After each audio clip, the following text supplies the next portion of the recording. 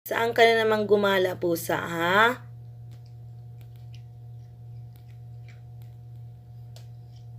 Hey, hello. Good morning.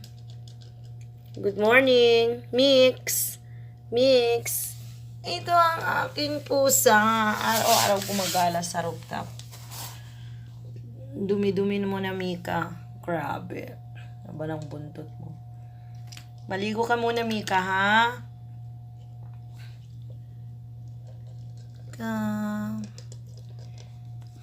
Yan lang ang ginagawa mo. Matulog, kumain, maglakwatsa. Ngayon, kararating mo na lang. Kararating mo na naman. Galing sa lakwatsa. Ano bang meron dun sa rooftop, Mika, ha? At lagi ka doon.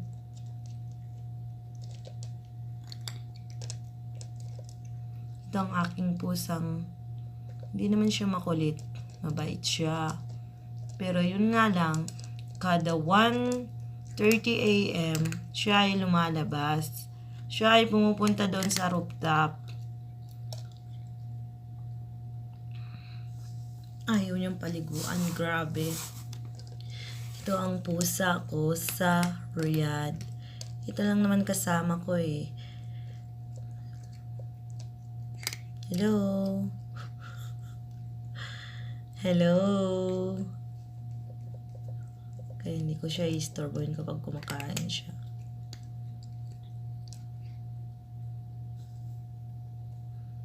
Patang dumi mo na, Mika. Grabe.